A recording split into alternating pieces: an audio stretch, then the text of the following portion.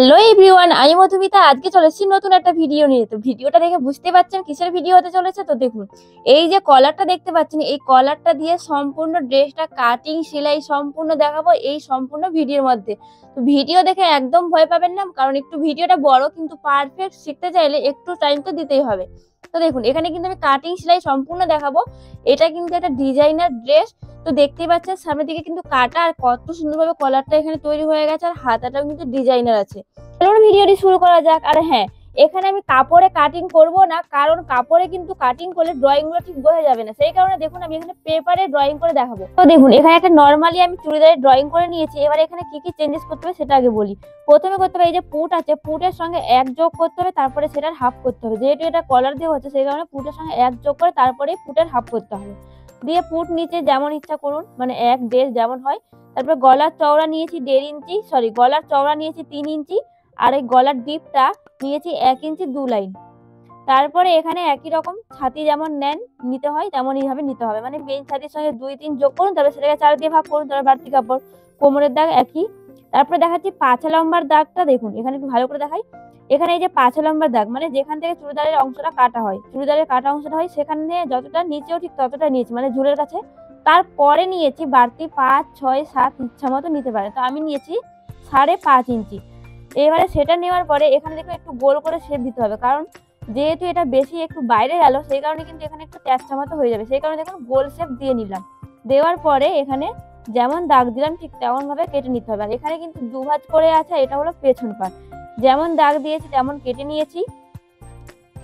তো দেখুন এরকম ভাবেই কিন্তু মেন কাপড় কেটে নিতে হবে। আর এখানে আমি কেটেছি দুভাঁজ করে, মানে শুধুমাত্র পেছন পাট, সামনের পাট কিন্তু আলাদা করে কাটতে হবে। তো সামনের পাট কাটার জন্য সামনের পাটের কাপড়টাও দুভাঁজ করে রাখতে হবে, আর অবশ্যই ছাড়া দিক থেকে ড্রয়িংটা করতে হবে। আমার হাতের দিকটা কিন্তু ছাড়া দিক আছে, তো ছাড়া দিকটা নিয়ে নিচ্ছি। এবারে যে পেছন পাটের ড্রয়িংটা করলাম সেটা কিন্তু এখানে বসাতে হবে। তার আগে 2 ইঞ্চি মতো বাড়তি কাপড় নিয়ে নিতে হবে, কারণ এই যে সামনের পাটটা আছে, সামনের পাটে কিন্তু মানে সামনে একদমই সেটা ছাড়া দিক হবে, সেখানে বোতাম হবে। তো বোতামের জন্য কিন্তু এক্সট্রা ঘর লাগে, জায়গা লাগে, সেই কারণে 2 ইঞ্চি নিয়ে নিয়েছি। এইবারে পেছন পাটটা দেখুন বসিয়ে পুরো ছাপ তুলে নিয়েছি। এবারে কি করতে হবে, পেছন পাটের গলার ডিপ নিয়েছি আমি 1 ইঞ্চি 2 লাইন। আর এটা যেহেতু সামনের পাট হচ্ছে, সামনের পাটে নিচ্ছি আমি 4 ইঞ্চি। 4 ইঞ্চি নিতে পারেন, অথবা 3 ইঞ্চি বা 3.5 ইঞ্চি নিতে পারেন, এটা আপনার ইচ্ছে মতো। তো এখানে এবারে গোল শেপ দিয়ে নিব, কারণ পেছনেও দিয়েছিলাম গোল, সামনেও দিয়েছিলাম গোল। আর পেছনের গলার ডিপটা কিন্তু অবশ্যই 1 ইঞ্চি 2 লাইন অথবা 1.5 ইঞ্চি দিতে পারেন। তো আমি 1 ইঞ্চি 2 লাইন দিয়ে নিয়েছি। আর গলার চওড়াটা নিয়েছিলাম আমি 3 ইঞ্চি, এখানে আপনি 3 3.5 নিতে পারেন। তো দেখুন এখানে আমি ছাতির একটা লাইনটা টেনে নিচ্ছি, মানে যাতে করে বুঝতে পারি। এবার নিচ্ছি বাড়তি কাপড়, বাড়তি কাপড়টা নিচ্ছি। এখানে যেহেতু বোতাম ঘর হবে, সেই কারণে 1/2 ইঞ্চি করে এক্সট্রা নিতে হবে। তো সম্পূর্ণটাই আমি 1/2 ইঞ্চি করে এক্সট্রা নিব। দেখুন আগে ছাতির নিচ থেকে দিলাম, কারণ ছাতির নিচ থেকে কিন্তু বোতামগুলো হবে, তার উপর থেকে কিন্তু কলার হবে, কিন্তু তারপরেও নিতে হবে। দেখুন উপরের দিকেও আমি 1/2 ইঞ্চি করে এক্সট্রা নিলাম। এইবারে এখানে কলার যেহেতু হবে, কলারের জন্য আবার 1.25 ইঞ্চি বেশি নিচ্ছি। এগুলো কিন্তু সব সাইজের জন্য ঠিক, মানে এই যে এখন মাপটা নিচ্ছি সেটা সব সাইজের জন্য। দেখুন প্রথমে 1/2 ইঞ্চি, তারপরে আবার 1.25 ইঞ্চি নিয়ে সেই ছাতির দাগের সঙ্গে ম্যাচ করে নিলাম। তারপরে আবার সাইড থেকে নিচ্ছি 2 লাইন করে এক্সট্রা, কারণ এখানটায় কিন্তু এক্সট্রা পট্টি দিতে হয়, যেটা হবে বোতামের ঘর বা বোতামের জন্য, ঠিক আছে। তো সেই পট্টিটা যখন সেলাই করবো তখন এই 2 লাইনটা চলে যাবে। তো সাইডে দেখুন 2 লাইন করে এক্সট্রা নিয়ে নিয়েছি। পুরো দাগ বরাবর কাটিংটা করে নিতে হবে। এমন ভাবে কিন্তু মেন কাপড়ে করতে হয়, মেন কাপড়ে দেখালে মানে ড্রয়িং গুলো ঠিক বোঝা যেত না, সেই কারণে আমি এখানে পেপারে দেখালাম। এমন ভাবে কিন্তু করতে হবে, একদম সিম্পল কুর্তির মতো। শুধুমাত্র এই কলারের জন্য এক্সট্রা নিতে হবে, আর পুটের ওখানটায় সম্পূর্ণ পুটের হাফ করে, সম্পূর্ণ পুটের সঙ্গে এক যোগ করবেন, তারপরে সেটা হাফ করে নেবেন। দিয়ে গলার চওড়া লম্বা তো বলে দিলাম 3 ইঞ্চি চওড়া। আর সামনের ঝুলটা মানে সামনের গলার ডিপ নিয়েছিলাম আমি 4 ইঞ্চি, দিয়ে গলা শেপ দিয়ে নিয়েছি। আর পেছনের জন্য 1 ইঞ্চি 2 লাইন দিয়ে দেখুন পেছন পাটও রেডি, সামনের পাটও রেডি, আর কলারটা কিন্তু এরকম ভাবে হবে। তো এই হচ্ছে পেপারে দেখালাম। এইবারে দেখাচ্ছে মেন কাপড়ে। তো এই হলো মেন কাপড়টা, এটা হলো সামনের পাট। দেখুন যেমন ভাবে কলারের জন্য নিচে তেমন ভাবে কিন্তু আছে। এবারে করবো এখানে পট্টির জন্য কাটিং। তো পট্টির কাটিং করার আগে কি করতে হবে, সম্পূর্ণ যে পুটটা আছে পুটের আগে মিডিল বের করতে হবে। তো দেখুন পুটের মিডিল এখানে আমি বের করে নিয়েছি। বের করার পরে এখানে কিন্তু এবারে পট্টির কাপড়টা আমি কাটবো। তো পট্টি বলতে এখানে যেই কলারটা দেখতে পাচ্ছেন সেইটাই কিন্তু পট্টি, মানে সেটার পট্টিও হবে আর কলারও হবে। তো সেটা কি করে কাটিং করছি একটু ভালো করে দেখুন। কলারের জন্য যে নিচে লাল কাপড়টা নিয়েছি কলার আর পট্টির জন্য, সেই কাপড়ের ওপরে এই মেন পার্ট রেখে দিলাম, এটা কিন্তু সামনের পার্ট, আর ছাড়া সাইড থেকে কিন্তু আছে। তো দেখুন নিচের পার্টটাতে মানে নিচের পট্টির কাপড়টাতে সামনের যেমন আছে তেমন ভাবে দাগটা দিয়ে নিচ্ছি, মানে একদম হুবহু যাতে দাগ হয়ে যায়। দেখুন সাইড থেকে রেখে দিয়েছি, সাইড থেকে রেখে সম্পূর্ণ ওপর থেকে নিচ অব্দি সম্পূর্ণ একটা আমি দাগ দিয়ে নিয়েছি। দাগ দেওয়ার পরে উপরের দিকেও দিয়ে নিচ্ছি। তো গলার শেপটা আগে দিয়ে নিই, তারপরে যেখানে পুটের মিডিল করলাম সেখান থেকে এই দাগটা আমি দিয়ে নিচ্ছি। তো সাইড থেকে আমার সম্পূর্ণ দাগ দেওয়া হয়ে গেল, মানে গলার আর সাইডের দিকে আর পুটের মিডিল ওখান থেকে দেখুন দিলাম। এবার দেখুন এই যে ছাতির লাইনটা ছিল, ছাতির লাইনের ওখানে কিন্তু একটা দাগ দিয়ে নিলাম। এটা হচ্ছে ছাতির লাইন, তো এটা কিন্তু দাগটা দিতে হবে। দেখুন এখানে কতটা কলার মোড়া যাবে সেইটা হচ্ছে একদম সাইড থেকে 2 ইঞ্চি ভেতরে একটা দাগ দিই, 2 ইঞ্চি অথবা 1.25 ইঞ্চি। তো আমি এখানে দেখুন একদম ধার থেকে 2 ইঞ্চি ভেতরে একটা দাগ দিয়ে নিচ্ছি। দেওয়ার পরে সেখানে একটা কাট চিহ্ন দিয়ে নিচ্ছি যাতে করে সেলাইয়ের সময় বুঝতে পারি। তো এটা সেলাই করব যখন তখন ক্লিয়ার বুঝতে পারবেন। এখন শুধুমাত্র এই কাটটা দিয়ে রাখুন। তো দেখুন কাট দিয়ে দিলাম। এবারে পট্টির কাপড়ে একটা কাট চিহ্ন আমি কাট না একটা দাগ দিয়ে নিলাম। তো হলো এবারে পট্টির যে হবে চওড়াটা কতটা, সেই ছাতি থেকে দেখুন 3 ইঞ্চি ভিতরে দাগ দিয়েছি। আর উপরে যে ফুট লাইনটা ছিল, ফুট লাইনের মিডিল যেটা বের করেছিলাম সেটা এখানে 3 ইঞ্চি যেটা ভিতরে দাগ দিয়েছি সেখানে সঙ্গে ম্যাচ করে নিয়েছি। এবারে সাইড থেকেও 3 ইঞ্চি করে চওড়া করে দাগটা দিয়ে নিচ্ছি, মানে এই পট্টির চওড়াটা হবে 3 ইঞ্চি। তো নিচ থেকে সাইড থেকে 3 ইঞ্চি করে দিয়ে নিয়েছি। এবারে এই দাগগুলো দেখুন ম্যাচ করে নিচ্ছি। তো এটা কিন্তু আমার এখানে একটা পট্টি কাটা হচ্ছে, এরকম ভাবে দুটো কাটতে হবে, কারণ সামনের দিকে যেহেতু দুটো পার্ট আছে তো সেই কারণে দুটো পার্ট কেটে নিতে হবে। তো আগে এটা আমি কেটে নিচ্ছি, তারপরে একই রকম ভাবে দুটো কেটে নিব। ঠিক আছে, মানে এটা বসিয়ে ছাপ তুলে আরো একটা কেটে নিতে হবে। সম্পূর্ণ দাগ বরাবর এটা কাটিং করে নিচ্ছি। এটা আপনি লং কুর্তিও করতে পারেন অথবা শর্টও করতে পারেন, যেমন ইচ্ছা। তো পট্টিটা কিন্তু এমন ভাবেই করতে হয়, কলারটাও কিন্তু এমন ভাবেই করতে হয়। তো দেখুন একটার উপর একটা রেখে দিয়েছি, দিয়ে আমার দুটো পট্টির কাপড় কেটে নিয়েছি। এখান থেকে পট্টিও হবে আর কলারও হবে, সামনের দিকে যেটা মোড়া আছে সেটাও হবে এখান থেকে। ঠিক আছে, এই হচ্ছে দুটো আমি সোজার উপর দেখুন সোজা সোজা দাগ দিয়ে নিয়েছি। এবারে কিন্তু সাইড থেকে এটা এরম ভাবে দেখুন আমি দেখিয়ে দিচ্ছি হাত দিয়ে, এরম ভাবে এটা সেলাই করে নিতে হবে। এখানে আপনি ডবল ভাঁজ করে সেলাই করতে পারেন অথবা একবার ভাঁজ করে সেলাই করতে পারেন। তো দুদিকেই এরম ভাবে সেলাই করে তারপরে আমি দেখাচ্ছি। তো অবশ্যই কিন্তু এরম ভাবে সেলাই করতে হবে যাতে করে সাইড থেকে সুতো না বেরোয়। তো করে নিয়েছি, দেন দেখাচ্ছি এখানে পট্টির কাপড়টা মেন কাপড়ের উপরে কি করে বসবে। তো আগে আমি এই সামনের দুটো পার্ট দেখুন আলাদা করে নিয়েছি। এবারে এই পট্টির কাপড়গুলো দেখাচ্ছি যে কেমন ভাবে বসবে। তো একটা কিন্তু সোজা একটা উল্টা, এখানে আমার সোজা উল্টা তেমন বোঝা যাচ্ছে না, তো আপনি অবশ্যই সোজা উল্টা দেখে নেবেন। এবার রাখতে হবে সোজা পার্টের ওপরে সোজা পার্ট। ঠিক আছে, আর যেটা আমি বললাম সাইড থেকে সেলাই করতে হবে সেটা কিন্তু উল্টো দিকে সেলাই করতে হবে। তো উল্টো দিকে সেলাই করে নিয়েছি, মানে একদম সাইড থেকে সেলাই করে নিয়েছি। দিয়ে মেন পার্টের ওপরে সোজা পার্ট রেখে দিয়েছি এই পট্টির কাপড়টা। তো দুদিকে একই রকম ভাবে দেখুন রেখে আমি রেখে দিচ্ছি। গলার শেপটা তো বুঝতেই পারছেন কেমন ভাবে হয়েছে, দিয়ে রেখে দিয়েছি। এবারে কি করব, সেলাইটা কি করে করবো সেটা দেখাচ্ছি। এখানে দেখুন যেটা আমি 2 ইঞ্চি ভেতরে দাগ দিয়েছিলাম সেই 2 ইঞ্চিটা দেখুন পট্টির কাপড়ে আমি দাগটা দিয়ে নিচ্ছি। এবারে সেলাইটা করতে হবে কি করে সেটা একটু ভালো করে দেখুন। যে 2 ইঞ্চিটা ভিতরে দাগ দিয়েছিলাম সেখান থেকে 2 লাইন নিচে দাগ দিয়েছি, মানে সেটা হলো সেলাই। আমি যে দাগটা দিচ্ছি সেটা হলো সেলাই, সেলাইয়ের জন্য এই দাগটা দিচ্ছি। ঠিক আছে, মানে এরকম ভাবে কিন্তু সেলাই করতে হবে। তো সম্পূর্ণ ওপর থেকে নিচ অব্দি দিয়ে নিচ্ছি, আর দুদিকে কিন্তু একই রকম ভাবে। এদিকে দেখুন 2 ইঞ্চি ভিতরে দিলাম, এবার আবার 2 লাইন নিচে দিলাম, মানে সেই 2 লাইনটা হচ্ছে সেলাইয়ের জন্য। এখানে আপনি লাইনিংও দিতে পারেন, আমি কিন্তু এখানে হাফ লাইনিং দিয়েছি। তো লাইনিংটা কি করে দিয়েছি, আগে লাইনিং তারপরে মেন কাপড় রেখেছি। সেই মেন কাপড়ের উপরে কিন্তু এই পট্টির কাপড়টা রেখেছিলাম, রাখার পরে যেমন ভাবে দাগ দিয়েছিলাম তেমন ভাবে এটা সেলাই করে নিয়েছি। ঠিক আছে, তো দেখুন নিচের দিকে বুঝতে পারছেন লাইনিংটা আছে। এখানে আপনার যদি সুতি কাপড় থাকে তাহলে লাইনিং দিতে হবে না। আমার এখানে কাপড়ের সিনথেটিক টাইপের ছিল, খুব পাতলা মতো, সেই কারণে লাইনটা দেখুন দিয়ে নিয়েছি। দিয়ে যেমন ভাবে আমি দাগ দিলাম পট্টির কাপড়ে তেমন ভাবে কিন্তু সেলাই করে নিয়েছি। সেলাই করার পরে এবার এটাকে উল্টে নিতে হবে, মানে এই যে লাইনিংটা আছে মানে পট্টিটা কিন্তু উল্টো দিকে নিয়ে যেতে হবে। সেটা কি করে নিয়ে যাবো, ধার থেকে সেলাই করার পরে একটু কাট চিহ্ন দিয়ে দিতে পারেন সবগুলোতে। তো কাট চিহ্ন আগে দিতে হবে যেখানে আমি 2 ইঞ্চি ভিতরে একটা দাগ দিয়েছিলাম সেখানটাই। দেখুন 2 ইঞ্চি ভিতরে যেটা দাগ দিয়েছিলাম চকে সেখানে একটা দাগ দিয়ে নিচ্ছি, কাট চিহ্ন দিয়ে নিচ্ছি। দেওয়ার পরে এরকম ভাবে কোণটা ধরবেন, ধরে এটা উল্টে নেবেন। তো দেখুন সম্পূর্ণ পট্টিটা কিন্তু উল্টো দিকে চলে যাবে। এবারে খুব ভালোভাবে কিন্তু নাও যেতে পারে, তো সেই কারণে কি করবেন এখানে একটা চাপ সেলাই দিয়ে নেবেন। তো আমি এখানে একটা চাপ সেলাইও দিয়ে নিব, মানে চাপ সেলাই বুঝতে পারছেন তো, একদম সেলাই যেখানে জয়েন্ট আছে জয়েন্টের পুরো ধারে ধারে। আর এই চাপ সেলাইটা দিতে হবে কিন্তু এই যে পট্টির কাপড় আছে সেই পট্টির কাপড়ে। তো চাপ সেলাই আমার দেওয়া হয়ে গেছে। এবারে দেখবেন চাপ সেলাই দেওয়ার পরে কিন্তু খুব ভালোভাবে এটা উল্টে যাবে। তো এই হলো চাপ সেলাই দেওয়া। এবার দেখুন কত সুন্দরভাবে উল্টে গেছে। আর দেখতে পাচ্ছেন দেখুন উপরের দিকে কিন্তু আমি অ্যাটাচ করে নিয়েছি, মানে শুধুমাত্র জয়েন্ট করেছি। ঠিক আছে, মেন কাপড় আর ওই যে পট্টির কাপড়টা। আর যেটা দেখুন দেখতেই পাচ্ছেন 2 ইঞ্চি ভিতরে দাগ দিয়েছিলাম আর 2 লাইন নিচ থেকে দেখুন সেলাইটা করে এটা উল্টে নিয়েছি, বোঝা যাচ্ছে ক্লিয়ার। দিয়ে সাইড থেকেও সেলাই করে নিয়েছি, মানে এই যে লাইলিংটা ছিল লাইলিংটাও এই কোমর অবধি সেলাইটা করে নিয়েছি। করার পরে পট্টিটা দেখাচ্ছি, সরি এখানে হচ্ছে এটা কলারটা কিন্তু এরকম ভাবে এখানটায় হবে। তো এইটুকু হলো। এইবার দেখাবো পেছন পার্ট। এটা হলো পেছন পার্টেও আমি দেখুন হাফ লাইনিং দিয়ে দেবো, মানে কোমর অবধি।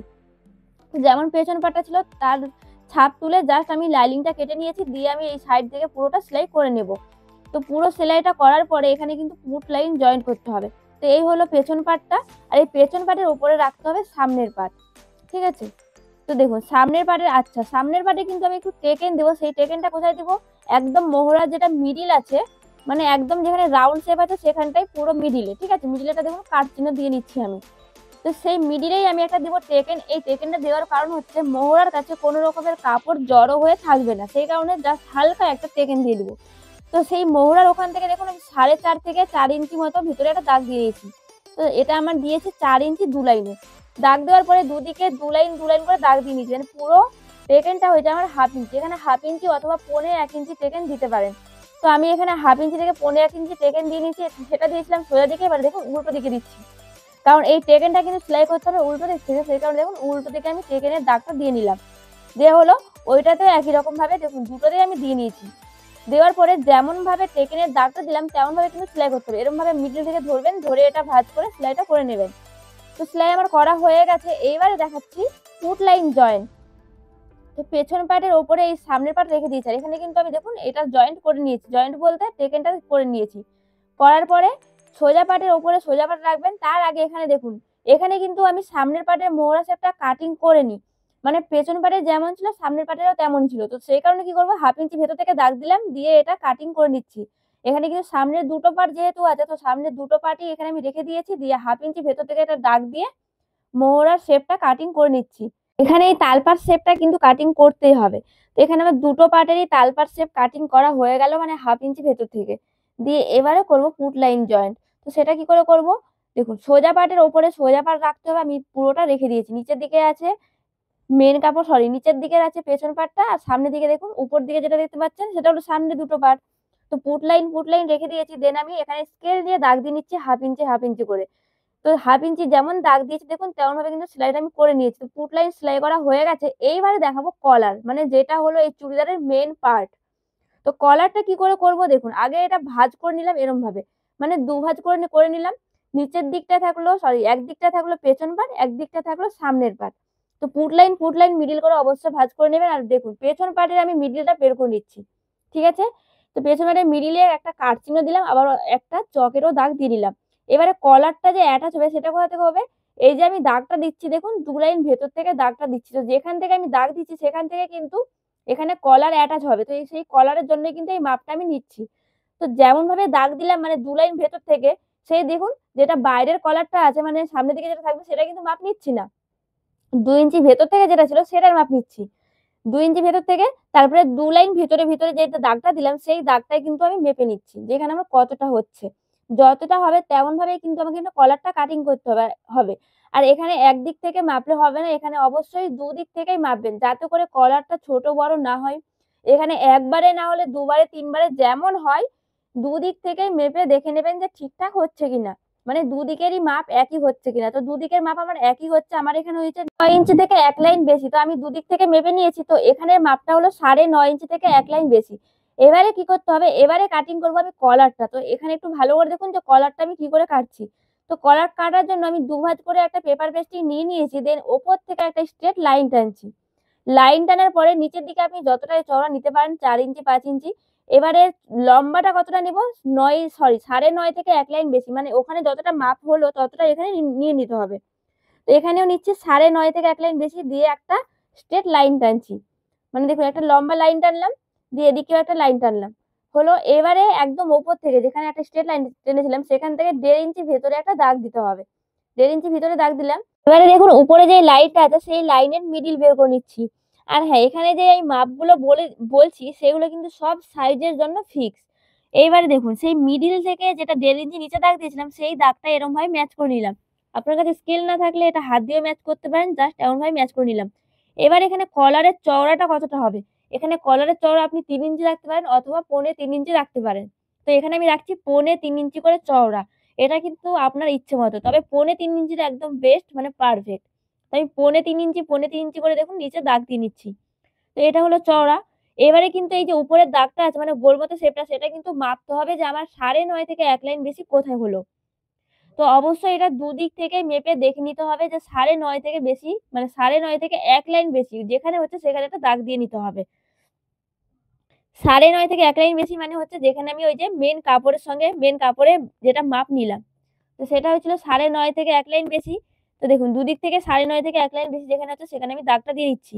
এটা যদি কম বেশি হয় তাহলে কিন্তু হবে না। অবশ্যই বারবার করে চেক করে নিতে হবে যে এখানে আমার ঠিকঠাক হয়েছে কিনা। তো এখানে আমি একটু বাড়িয়ে নিচ্ছি। প্রথমে আমার একটু সামান্য কম হয়েছিল, সেখান থেকে দেখুন 1/2 ইঞ্চি বা 2 লাইন মতো একটু বাড়িয়ে নিয়ে নিলাম।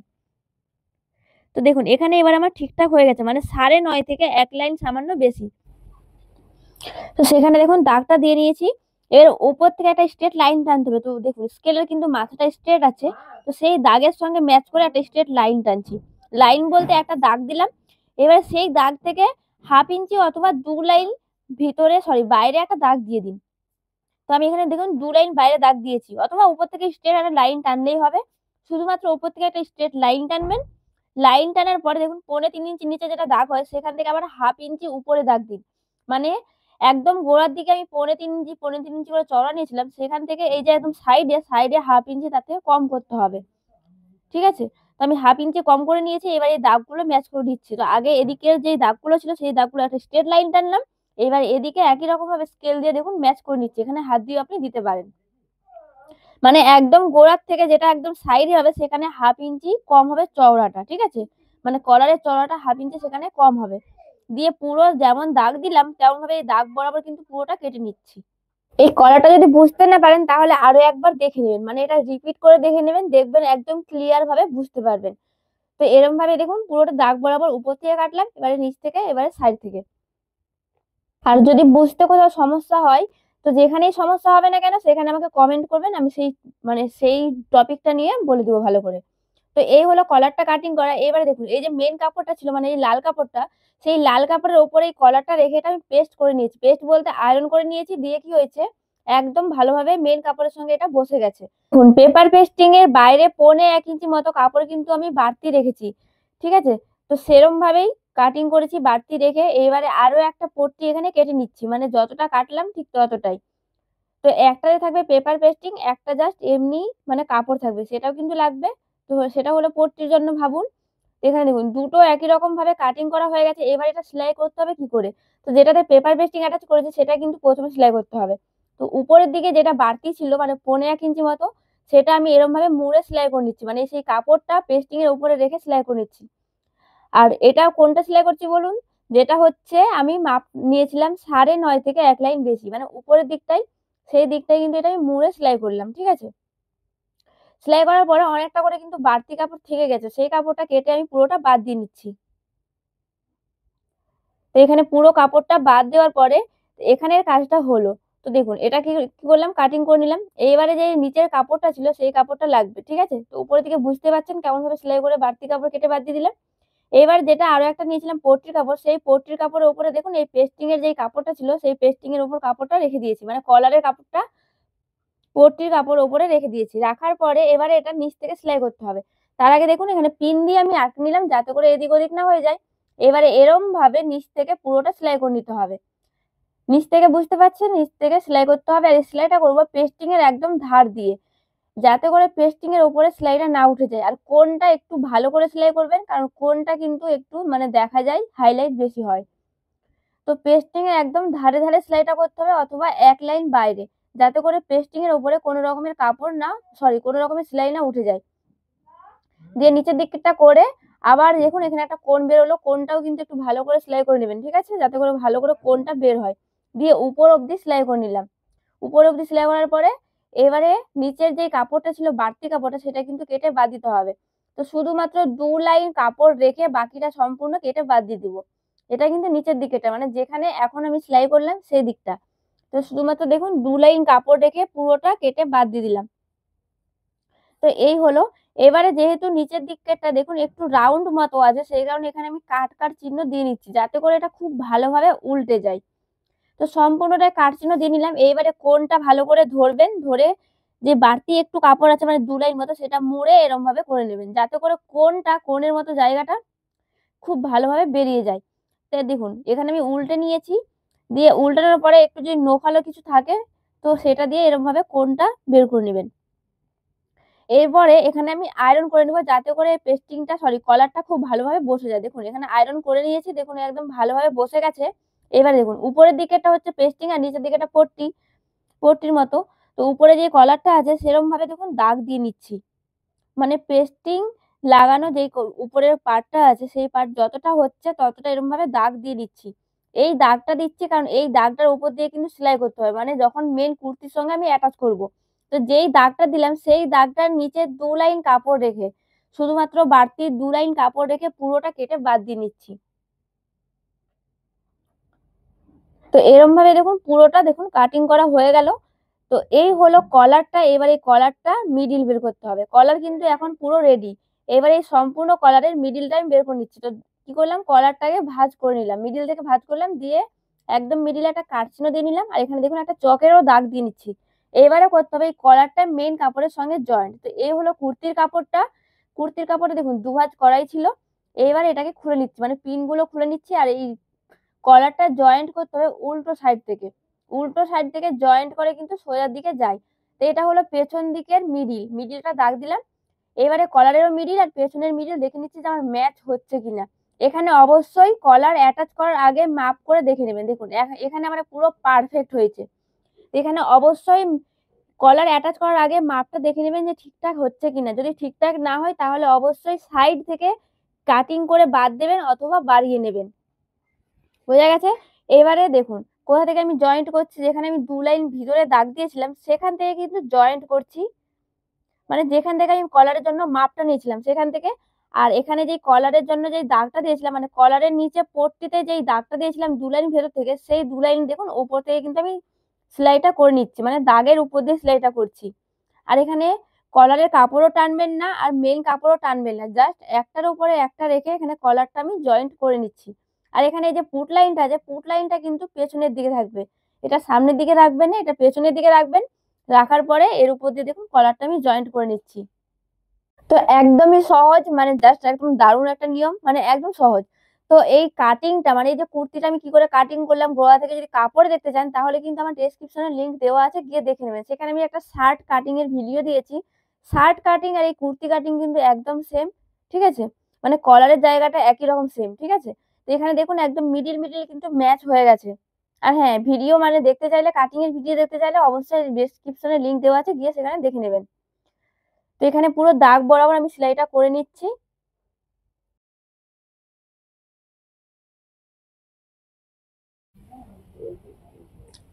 এদিকেও একই রকম পুট লাইনটা কিন্তু পেছনের দিকে রাখছি, ঠিক আছে?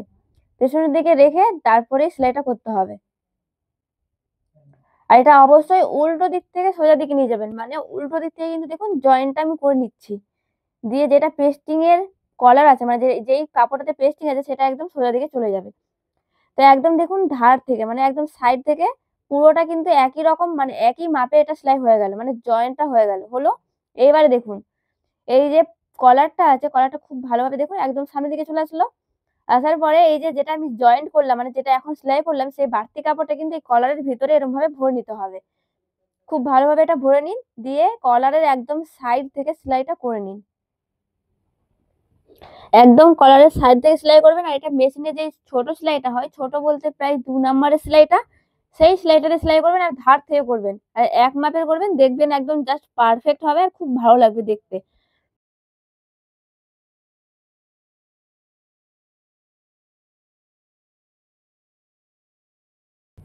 তো এখানে আমার এই হলো সম্পূর্ণ কলার জয়েন্ট করা, দেখুন একদম শেষ অবধি হয়ে গেছে। একদম শেষ বলতে 2 ইঞ্চি ভেতর থেকে হলো। এবারে দেখুন কলারটা কিন্তু এরকম ভাবে হবে, বুঝতে পারছেন কেমন ভাবে?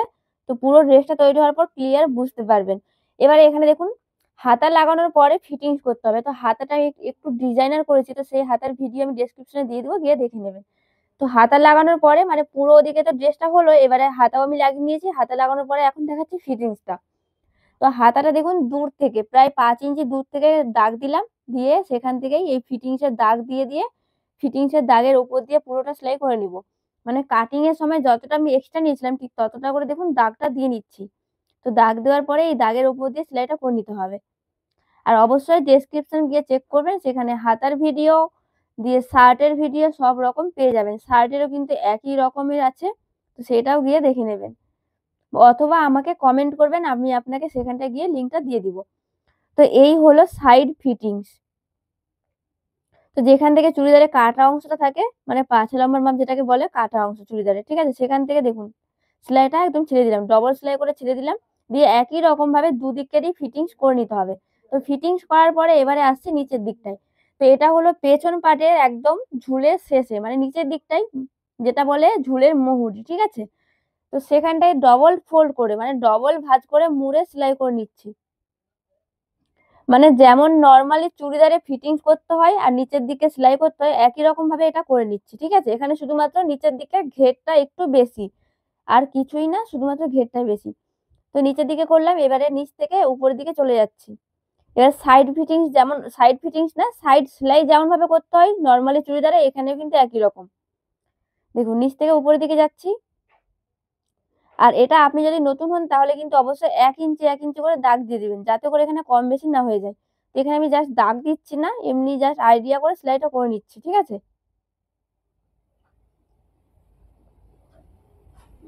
এবারে যেখানে দেখুন জয়েন্ট আছে, জয়েন্ট বলতে যেখান থেকে ছাড়া সাইড হবে, সেখানে 1/2 ইঞ্চি উপরে গেলাম, তারপরে সুচটা ভিতরের দিকে ভরে এবারে এই দিকে আসতে হবে। তো যখন এদিকে আসবেন তখন অবশ্যই ডবল সেলাই করে নেবেন। তো ডবল সেলাই করে নিলাম, দিয়ে আবার সুচটা ভিতরের দিকে ভরে নিলাম, ভরার পরে আবার নিচের দিকে যখন আসবো তখন আবার ডবল ভাঁজ করে মুড়ে এটা সেলাই করতে হবে।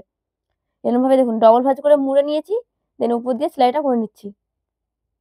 আর এই সেলাইগুলো করার সময় কিন্তু একদম কাপড় টানবেন না, এতে করে কি হবে নিচের দিকের কাপড়টা একদম বেড়ে যাবে, মানে ম্যাচ করা যাবে না, সেই কারণে কাপড় টানবেন না, জাস্ট যেমন ভাবে বসে তেমন ভাবে বসিয়ে বসে সেলাইটা করে নিন। তো এই জায়গাটাতে মানে এই সামনের দিকে কিন্তু কাটা থাকবে, তো সেই কারণে দেখুন এটা কিন্তু আলাদা আলাদা পার্ট হচ্ছে।